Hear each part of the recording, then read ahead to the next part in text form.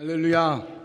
오늘은 마리아 선교회 그리고 드보라 선교회의 헌신 예배 시간입니다. 선교회마다 이렇게 돌아가면서 헌신 예배를 드리기 때문에 각 선교회마다 이름이 있거든요. 그래서 그 이름이 주로 성경의 인물이니까 그 성경의 그 인물을 좀 살펴보면 좋겠다. 예를 들어 생명이나 믿음이나 이런 어떤 단어다. 그러면 그 단어를 좀 살펴보면 좋겠다. 이런 생각을 했습니다. 오랜만에 금요예배 설교이고 또 오늘 마침 마리아, 드보라가 헌신 예배로 드리는 예배이기 때문에 마리아, 드보라 이 두 인물을 가지고 함께 이 생각을 해보겠습니다. 마리아와 드보라는 상당히 거리가 있는 그런 인물입니다. 한 사람은 신약의 인물, 한 사람은 구약의 인물. 또 마리아는 굉장히 순종적이고 굉장히 여성적이고 이런 인물이라면 드보라는 이때 굉장히 역동적이고 굉장히 싸움과 전쟁이 있는 이런 때였거든요. 그래서 굉장히 힘차게 이제 전쟁에 나아가야 됐고 이런 사람이 드보라이고 드보라 마리아는 굉장히 비교가 되는 그런 인물입니다. 그런데 마리아와 드보라에게는 공통점이 있습니다. 어떤 공통점이 있냐? 둘 다 노래를 했습니다. 마리아도 노래를 하고 드보라도 노래했습니다. 우리 방금 읽었지만 마리아가 한 노래는 누가복음 1장 46절에서 65절까지 우리 전문을 우리 다 여러분 55절까지 다 읽었죠. 마리아의 찬가라고 되어 있고 드보라는 사사기 5장 전체가 드보라의 노래입니다. 다 읽을 수는 없고 중간에 핵심적인 부분만 이렇게 읽었습니다. 그래서 마리아의 노래와 이 드보라의 노래, 이 두 노래를 분석해 보면 우리는 또 이 두 노래에서 보여주는 공통적인 3단계를 볼 수가 있습니다. 첫 번째 단계는 비천하고 어려운 상태를 보여줍니다.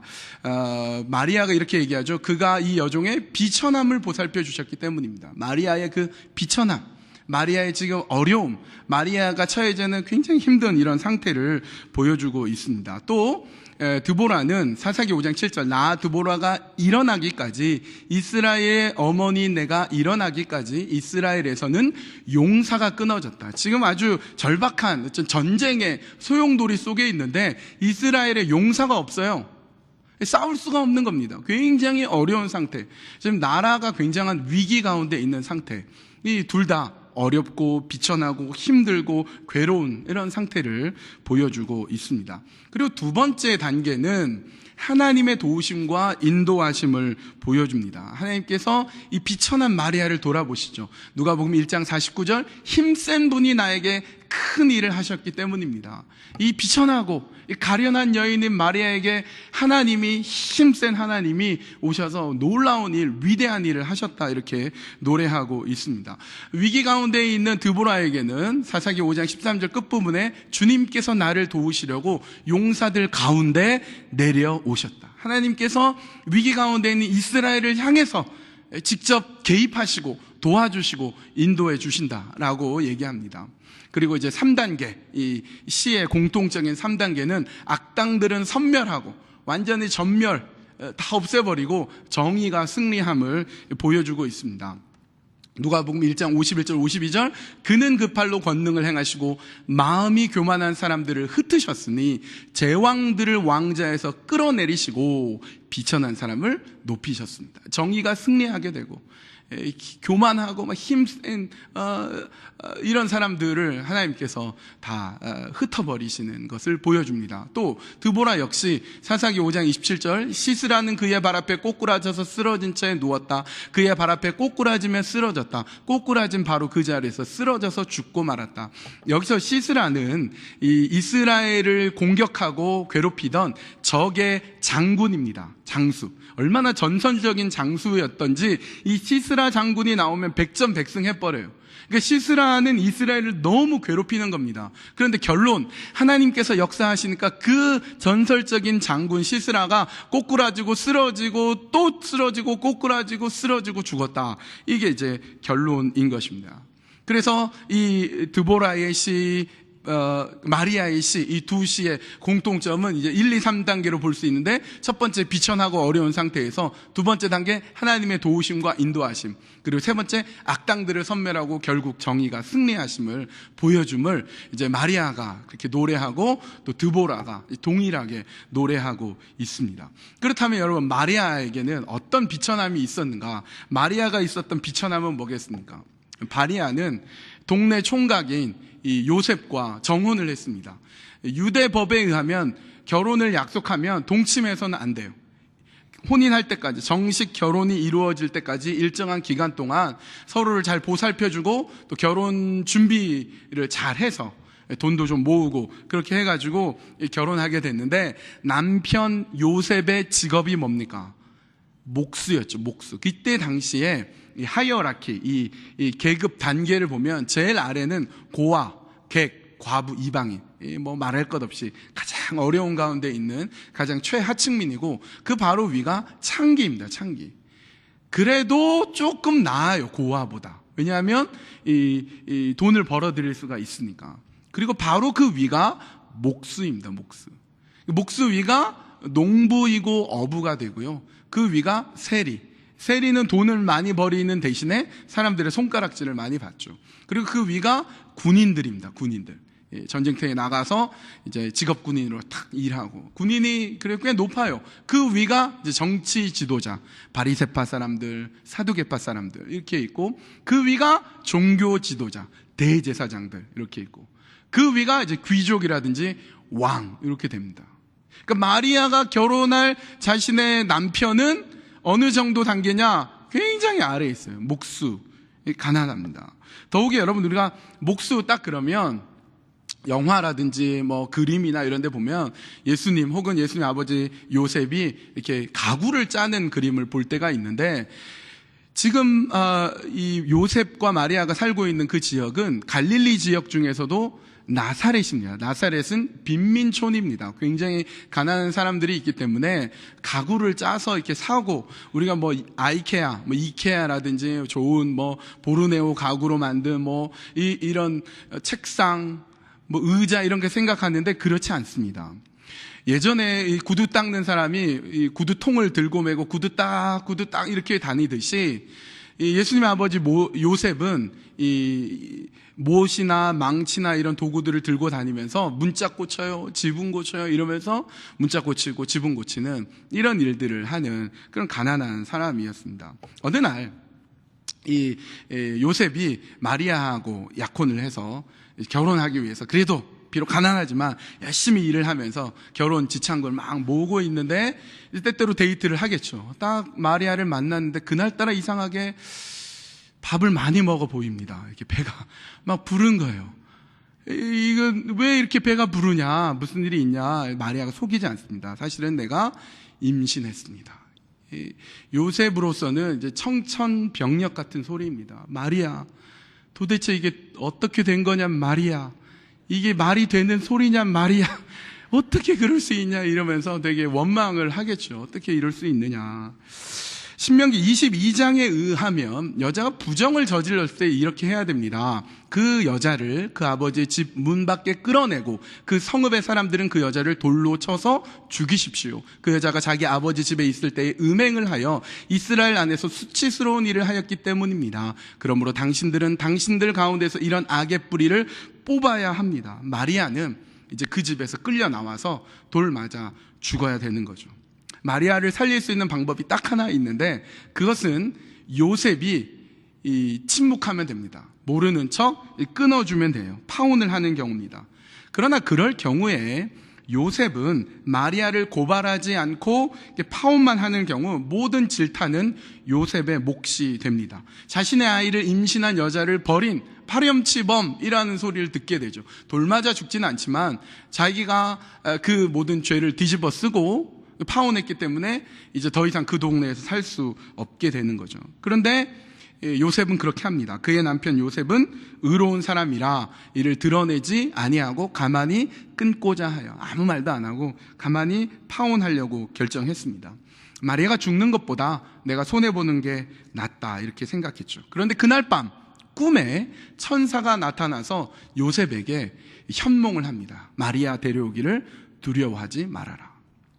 여러분의 친구가 여러분에게 이렇게 얘기합니다. 야, 친구야, 내가 이번에 로또 복권 당첨이 됐어. 그래? 얼만데? 놀라지 마. 1,000만 불 당첨됐어. 진짜야? 언제 당첨됐는데? 어젯밤 꿈에. 이렇게 얘기하면 여러분 뭐라고 하겠습니까? 에이, 싱거운 녀석. 그리고 지나가 버리죠. 꿈에 천사가 나타나서 마리아 데려오기를 무서워하지 마라 그러면 이상한 꿈도 다 있네. 그리고 생각한 대로 가만히 끊어버릴 수 있는 거죠. 그런데 놀랍게도 요셉에게 현몽했다라고 할 때, 꿈이라고 할 때 그 꿈은요, 오나르라고 해서 신적인 현몽을 의미합니다. 꿈꾸다, 자다, 꿈 이런 단어는 우프노스라든지 에누프니온이라든지 이런 단어를 쓰고, 이 오나르라는 단어는 오직 여기에서만 쓰입니다. 마태복음 1장 20절, 2장 12절, 2장 13절, 2장 19절, 2장 22절. 그러니까 이 꿈은 뭔가 다른 거예요. 뭔가 달라요. 하나님께서 요셉의 마음에 분명한 확신과 하나님의 역사하심으로 딱 보여주는 그런 꿈이란 말이죠.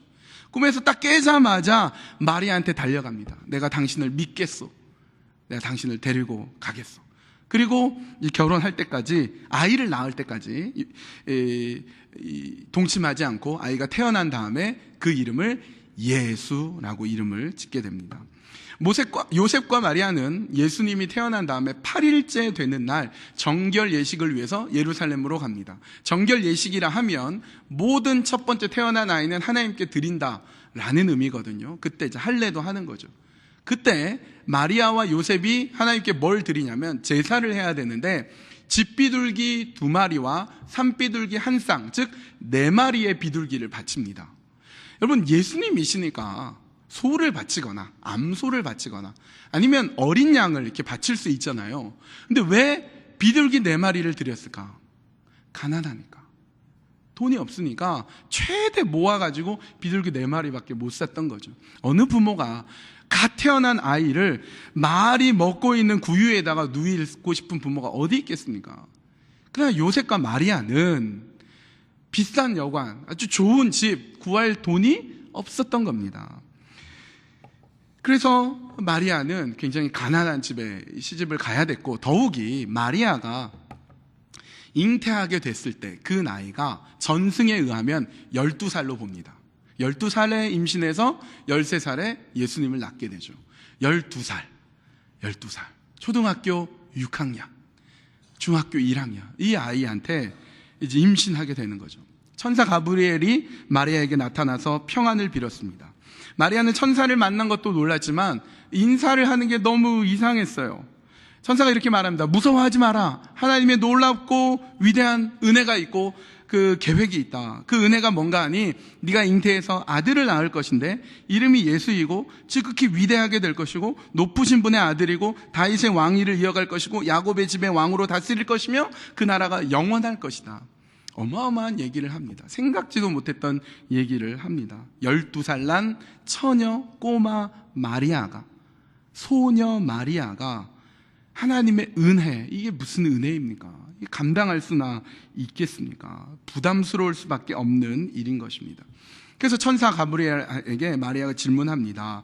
나는 남자를 알지 못하니 어찌 아이를 낳을 수 있겠습니까? 남자를 알다라는 말은 동침하다라는 뜻이거든요. 난 남자를 모릅니다. 어떻게 아이가 태어날 수 있습니까? 만약에 그 상황에서 약혼한 남자가 있는데 내가 임신하게 되면 난 돌맞아 죽습니다. 그런 의미가 있는 거죠. 그러나 그런 공경과 어려움 가운데서도 마리아는 주의 뜻대로 이루어지기를 원합니다. 딱 순종했단 말이죠. 마리아에게 있는 위기는 뭐냐? 남편이 가난해요. 물론 자기도 가난하죠. 나이가 어린데 감당할 수 없는 어마어마한 일이 자기한테 닥쳐왔어요. 임신해야 되는 거. 자기 뜻대로 되지 않는 거예요. 내 인생이 내 인생, 내가 원하는 대로, 내가 계획했던 대로, 내가 바라는 대로 되지 않는 거예요. 어쩌면 죽어야 되는 그런 위기가 마리아한테 있었습니다.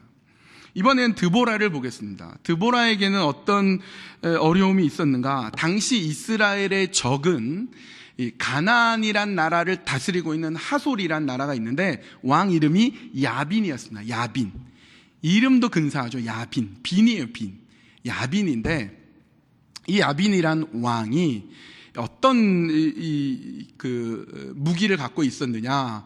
사사기 4장 3절, 야빈은 철병거 900대를 가지고 있었으며 20년 동안 이스라엘 자손을 심하게 억압하였다. 그래서 이스라엘 자손은 주님께 울부짖었다. 여러분, 여기서 철병거라는 것은 대단한 무기를 말하는 겁니다. 왜냐하면 이 시대가 지금 청동기 시대거든요. 청동기 시대, 사사시대 청동기 시대인데, 철무기를 재련하고 이렇게 철을 부어가지고 이렇게 만들고 할 수 있는 기술이 없었어요, 그때는. 근데 야빈한테는 그 기술이 있어서 병거를 만들었어요, 병거. 그러니까 미사일 900대를 갖고 있는 겁니다. 핵무기 900대 가지고 있는 거예요. 어마어마한 이 실력파인 겁니다. 그 무기를 가지고 20년 동안 이스라엘을 얼마나 억압했든지 심하게 억압했다고 말씀하고 있습니다. 그리고 나서 드디어 이제 드보라가 등장을 하죠. 4장 4절, 그때에 이스라엘 사사는 랍비돗의 아내인 예언자 드보라였다. 이 드보라가 나옵니다. 유일한 사사 시대 여사사 드보라 탁 나오니까 이제 우리가 막 기대가 차고 되게 이제 멋있게 보입니다. 그런데 여러분 잘 보십시오. 드보라를 뭐라고 소개하고 있습니까? 랍비돗의 아내인 예언자 드보라, 이렇게 얘기해요. 사사가 쭉 나열이 되는데 어느 사사도 그 사사의 배우자 이름이 먼저 나온 경우가 없어요. 아무도 없습니다. 온니엘, 에훗, 삼갈, 또 이 드보라 빼고 기드온, 야일, 입다, 삼손, 이런 사람들이 있는데, 예를 들면 기드온의 아내는 누구였다, 누구 아내를 두고 있는 기드온, 이런 말이 없어요. 유일하게 드보라 혼자 여자인데 남편이 먼저 소개되고 있습니다. 그러니까 말하자면 남자의 부속감으로 보여주고 있는 겁니다. 더욱이 드보라가 등장하기 전까지만 해도 하솔왕 야빈이 얼마나 이스라엘을 힘들게 했든지 너무 고생하고 힘들었던 겁니다. 어느 정도였느냐, 같이 싸울 용사가 한 명도 없었다라고 얘기하고 있을 정도입니다. 그러니까 내가 잘하려고 하는데 사람들이 인정 안 해줘요. 사람들이 무시합니다. 여자라고 무시하고 어리다고 무시하고, 이게 무시를 받게 되고 객관적으로도 굉장히 어려운 환경 가운데 있습니다. 이것이 드보라가 처해져 있는 어려움이다라는 겁니다. 여러분, 오늘 이 마리아와 드보라가 처해져 있는 이런 어려움이 오늘 여러분의 어려움이라면, 여러분이 처해져 있는 상황이라면, 내 뜻대로 원하는 대로 되지 않는 여러분 인생이라면, 여러분을 누군가가 무시하고 있다면, 그리고 여러분이 처해져 있는 현실이 어려운 현실 가운데 있다면, 우리 삶에 비참함이 있다면, 이런 어려움과 이런 비참함과 힘듦이 있다면, 아무도 나의 이 어려움을 몰라서 내가 이 어렵고 힘든 가운데 나 혼자 눈물 흘려 아파해야 하는 기막힌 상황 가운데 있다면, 오늘 여러분은 이 마리아와 드보라의 노래를 들어야 되는 겁니다. 이 노래를 잘 들으면서 이 어려움을 어떻게 극복할지, 이 상황 가운데 어떻게 할지 이걸 잘 보셔야 돼요. 마리아와 드보라가 뭐라고 고백하고 있습니까? 누가복음 1장 49절, 힘센 분이 나에게 큰 일을 하셨기 때문입니다. 또 사사기 5장 31절 뒷부분에 주님께서 나를 도우시려고 용사들 가운데 내려오셨다. 여러분, 하나님의 도우시는 손길이 반드시 있습니다. 여러분, 하나님은 어떤 분이십니까? 나보다 훨씬 힘센 분입니다. 나를 통해서 놀랍고 큰 일을 계획하시고 역사하시는 분입니다. 내가 내 인생 못 봐서 그렇지, 내가 내 인생에 어떤 길을 갈지 내가 몰라서 그렇지, 하나님 그 길을 아시고 하나님 그 길 보고 계시기 때문에 나는 지금 답답하지만 하나님 답답할 게 없단 말이죠. 그 힘센 분이 여러분 한 사람 도우시려고 내려오시고, 여러분 한 사람 도우시려고 역사에 주시는 분을 우리는 믿습니다. 주님께서 나를 도와주신 거예요. 나를 도와주려고 나에게 오십니다. 마리아를 돕고 드보라를 도우시는 하나님이 마리아 드보라만 돕겠습니까? 마리아 선교회 드보라 선교회도 돕고 오늘 우리도 돕지 않겠습니까? 여러분, 하나님의 그 도우신 손길이 반드시 있습니다. 여러분 삶에 어려움이 있으십니까? 여러분의 관계 속에 말할 수 없는 어려움이 있으십니까? 경제적인 어려움이 있습니까? 상황에 여러분 어려움이 있습니까? 기가 막힌 어려움을 호소하고 있습니까? 하나님이 큰 일을 하실 것입니다.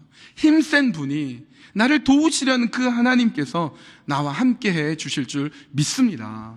그 하나님이 함께 계실 때 내가 또 할 일이 있어요. 내가 할 일이 무엇인가? 첫 번째는 맞추는 것입니다. 한번 따라해볼까요? 맞추기. 수용하는 거죠. 수용하는 거. 그럼 마리아는 하나님의 말씀에 맞추었습니다. 자기를 맞추었어요. 자기를 수용했습니다. 그 말씀에 자신을 맞추어 간 것입니다. 반면에 드보라에게 장군이 있었어요. 야빈 왕한테 시스라라는 장군이 있었고 드보라한테 바락이라는 장군이 있었는데 드보라가 하나님 역사할 걸 알았어요. 그래서 바락 장군한테 명령합니다. 지금 기손 시냇가로 가라고. 그러면 너가 가서 분명히 이길 거다. 근데 바락이 뭐라고 하냐면 드보라님이 가야 제가 가고 드보라님 안 가면 저 안 갑니다. 이런 얘기를 합니다. 바락 우겨요. 안 가겠다고. 꼭 그런 사람이 있죠. 엄마가 가면 가고 아내가 가면 가고 뭐 이런 게 이제 바락이죠. 바락. 그러니까 드보라가 뭐라고 하냐면 그래 같이 갈게. 그러나 최후 승리는 너가 갖지 못할 거야. 이렇게 얘기합니다. 그리고 어떤 일이 벌어지냐면 전쟁 싸우는데 이겨요. 계속 이기니까 전설의 장군 이 야빈 쪽에 있는 시스라가 도망을 갑니다. 막 도망가다가 어떤 여인의 장막 텐트로 이렇게 가게 되는데 그 텐트에 야일이란 여인이 있어요. 야일을 딱 보니까 이스라엘 사람이 아니에요. 그래서 도와달라고 합니다. 나 좀 도와달라. 지금 너무 지치고 피곤하고 너무 배도 고프고 도와달라고. 도와주겠다고. 그리고 텐트에 딱 모셔요. 그리고는 이제 우유를 이렇게 딱 줍니다. 우유, 따뜻한 우유 마시고 피곤해서 딱 자고 있는데 알고 봤더니 야일은 드보라 편이었던 거예요. 이스라엘 편이었던 겁니다. 그래서 어떻게 하느냐?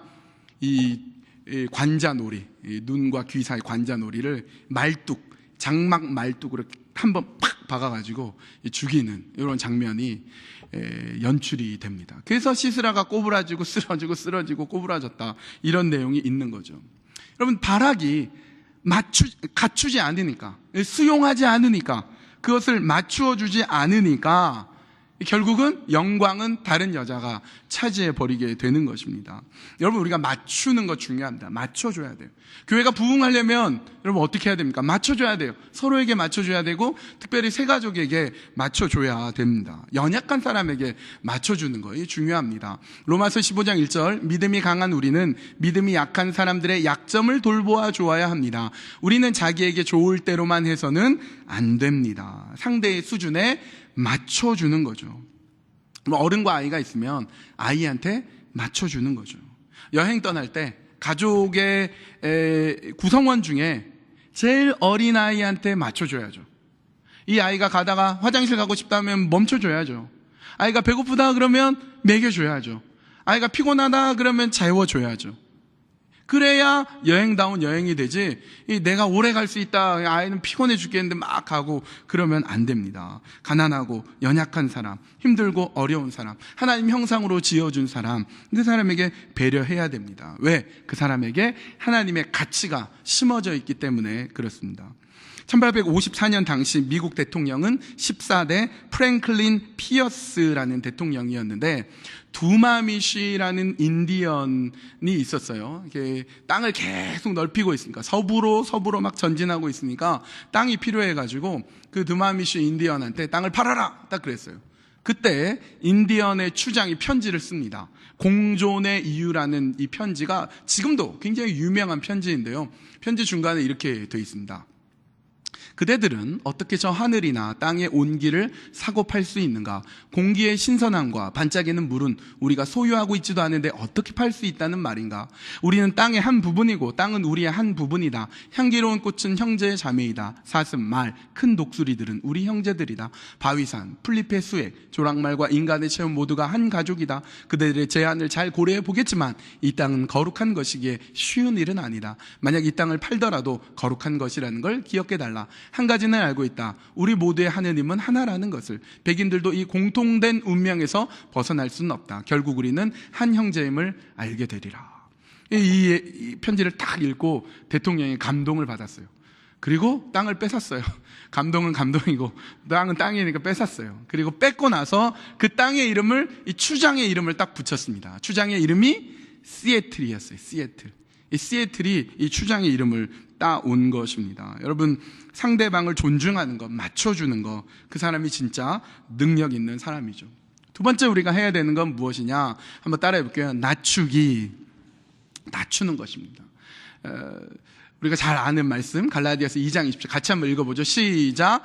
내가 그리스도와 함께 십자가에 못 박혔나니 그런즉 이제는 내가 산 것이 아니요 오직 내 안에 그리스도께서 사신 것이라. 이제 내가 육체 가운데 사는 것은 나를 사랑하사 나를 위하여 자기 몸을 버리신 하나님의 아들을 믿는 믿음 안에서 사는 것이라. 아멘. 여러분, 어떻게 이게 가능할 수 있겠습니까? 예수님이 낮추셨기 때문에 나도 낮출 수 있는 거예요. 하나님이 인간이 되셨고 하나님이 종이 되셨고 하나님이 죽기까지 낮춰주셨기 때문에 나도 낮출 수 있는 것입니다. 바울은요, 한 성질하던 사람이었습니다. 이 베드로가 얼마나 신앙의 선배였습니까? 초기에 굉장히 신앙의 선배라서 눈도 마주치지 못한 사람인데, 갈라디아서 말씀에 보면 이 바울이 베드로가 잘못하고 실수한 거 보니까 막 혼을 내요. 그 앞에서 역정을 냅니다. 성질이 조금 좀 불같은 사람이 바울인데, 나중에 1차, 2차, 3차 선교여행 다 마치고 예루살렘에 딱 돌아왔습니다. 얼마나 고생 많았겠습니까? 그런데 예루살렘 교회 안에 갈등이 있는 거예요. 바울 때문에. 유대인들이 이 바울에 대해서 막 굉장히 오해하고 막 미워하고 싫어하는 겁니다. 그리고 그때 당시 예루살렘 교회 지도자들이 그러지 마. 지금 바울 얼마나 고생했는데 너희가 좀 이해를 해줘. 이렇게 하면 얼마나 좋겠어요. 근데 안 도와줘요. 대신 어떻게 하냐면 바울한테 제안을 하는데, 너 머리를 깎아라. 4명의 젊은이들도 서원한 게 있는데 다 끝날 때가 됐으니까 너도 같이 머리 깎고 희생 제사를 드려야 되는데 너도 제사 드리고 그 모든 제사의 비용을 네가 다 대라. 이 불합리한 거잖아요. 옛날 같았으면요, 바울이 막 화를 냈을 겁니다. 그런데 바울이 낮춥니다. 자기를 팍 낮추고 그걸 다 받아들여줘요. 예수님도 오해 받으셨는데, 예수님도 책증 맞으셨는데, 예수님 십자가 지셨는데, 근데 그거 못할 게 뭐가 있나? 머리도 깎고 비용도 다 지불하고 맙니다. 여러분, 우리가 착각하는 것 중에 하나는 내가 노력하면 모든 사람이 나를 좋아할 거라고 생각합니다. 그래서 누가 날 미워하거나 싫어하면 너무 괴롭죠. 근데 우리도 누군가 괜히 밉고 싫을 때가 있어요. 주는 거 없이 미운 사람 있잖아요. 괜히 아무것도 아닌데 괜히 미워하고 싫어하고. 이게 사람이에요. 우리가 그런 모습들이 있는 것입니다. 그러므로 여러분, 50%가 나를 좋아하고 50%가 나 싫어하면 그건 성공한 사람이에요. 그 정도면 괜찮은 사람입니다. 10명이 있으면 2명이 나 좋아해주고 7명은 아무 관심 없고 1명이 날 너무 싫어해도 괜찮아요. 근데 나는 그 싫어하는 한 사람만 생각해가지고 괴로워하는 것입니다. 그저 내가 할 일은 나를 낮추는 거예요. 나를 그냥 낮추고 기다리는 거죠. 나를 안 좋아하는 사람이 있다? 그저 낮추고 기다리면 시간은 나의 편입니다. 내가 겸손하게 낮추면 언젠가는 내 마음을 알아줄 때가 있고 돌아올 때가 있습니다. 여러분, 저는 세상에서 제일 무서운 사람은 실력이 있고 겸손한 사람이라고 생각합니다. 실력 있고 겸손한 사람. 정말 무섭습니다. 이런 사람 건들면 안 돼요. 근데 별거 아닌 사람은 실력 있고 교만한 사람, 자기 낮추지 못하는 사람은요, 언젠가 무너져요. 여러분, 겁낼 건 없습니다. 근데 실력은 있어요. 근데 굉장히 자신을 낮추는 사람은 정말 무서운 사람인 거죠. 하나님이 그를 귀하게 쓰십니다. 세 번째 우리가 해야 될 것 한번 따라해 볼게요. 갖추어야 됩니다. 에베소서에 보면 특별히 6장에 전신갑주가 나옵니다. 전신갑주. 우리 영적인 싸움에 갖춰야 될 게 있어요. 영적으로 무장해야 됩니다. 악한 영과의 싸움할 때 구원의 투구를 쓰고 또 믿음의 방패를 쓰고 의의 흉배, 허리띠 메고 신발 신고, 이게 필요합니다. 성령의 검, 이게 있어야 되거든요. 악한 영과의 싸움, 영적 전투에서는 이런 걸 갖춰야 돼요. 그런데 사람과 사람과의 관계에서는 어떻게 해야 될까요? 사람과 사람과의 관계에서 무기를 갖추고 팍 다가오면 막 쳐버리고 이러면 안 돼요. 이런 걸 갖추면 안 됩니다. 악한 영과의 싸움에서는 영적인 무기를 갖춰야 되고 사람과 사람 사이에 여러분이 갖춰야 될 게 있어요. 그게 뭘까요? 이미 보니까 드보라 마리아는 갖춘 것 같아요. 여자분들 많이 갖춰 있습니다. 뭘 갖춰 있어야 될까요? 갖춰 있는 것 같아요. 뭐냐면 부드러움을 갖춰야 돼요. 부드러움이요, 강한 것을 이깁니다. 부드러운 게 더 세요. 우리 몸에서 제일 부드러운 게 혀예요. 혀. 우리 몸에서 제일 강한 거 이입니다. 이. 혀가 오래 갑니까? 이가 오래 갑니까? 이는 빠져도 혀는 안 빠집니다. 이는 썩어도 혀는 안 썩어요. 부드러운 게 더 오래 갑니다. 부드러운 게 이겨요. 그래서 에스겔에서 하나님 이렇게 말씀합니다. 너희에게 새로운 마음을 주고 너희 속에 새로운 영을 넣어주며 너희 몸에서 돌같이 굳은 마음을 없애고 살갗처럼 부드러운 마음을 주며. 새로운 영, 성령이 임하면요, 우리가 부드러워집니다. 성령이 임할 때 부드러운 마음이 되고요, 여러분, 우리가 부드러운 것이 필요합니다. 특히 어머니들, 이 집에서 어머니들이 힘이 가장 세죠. 아주 힘이 셉니다. 아버지 말 잘 안 들어요. 아빠가 가서 야, 너 빨리 내려와, 밥 먹어라. 안 내려와요. 그래서 아빠가 이렇게 얘기하죠. 야, 엄마가 너 내려오래. 그러면 그제서야 아이들이 내려옵니다. 엄마는 힘이 셉니다. 가정을 지키기 위해서 힘이 세고요, 아주 강해지는 거죠. 강해야 됩니다. 그러나 사람을 대할 때, 가족을 대할 때는 부드러워야 됩니다. 잘 수용하고 잘 낮추고 잘 갖춰야 됩니다. 그래야 통하기 시작합니다.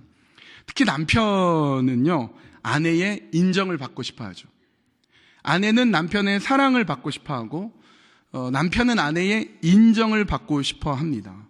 그래서 아내는 남편의 사랑을 받기 위해서 좀 맛있는 요리를 하고 콧소리를 내면서 오늘 좀 일찍 들어와 이렇게 얘기하죠. 남자들은 둔해서 잘 모릅니다. 이 사랑을 받고 싶어 한다는 걸 잘 몰라요. 이 남자분들이 계시니까 힌트를 드리겠습니다. 여자분들이 사랑을 받고 싶어 하는데 여자들이 좋아하는 게 뭐냐? 고기를 좋아합니다. 고기를. 왜냐하면 남자는 흙에서 났으니까 채소를 먹어야 되고 여자는 갈비에서 나왔잖아요. 고기를 먹어야 되는, 고기를. LA 갈비 이런 거 먹어야 돼. 여자들 고기를 잘 사줘야 되고, 고기와 관련된 가죽을 좋아합니다. 가죽. 백 좋아하고 가방 좋아합니다. 그래서 고기 사주고 백 사주면 아, 내 사랑받는구나 이런 거 느끼게 되는 거죠. 또 이게 둥글고 반짝이는 뭐 이런 것도 좋아하고 그렇습니다. 남자들은 둔해서 잘 모릅니다. 여자들을 위해서, 남자들을 위한 힌트를 드리겠습니다. 남자들은요, 인정받고 싶어요. 그런데 인정하면 안 좋아해요.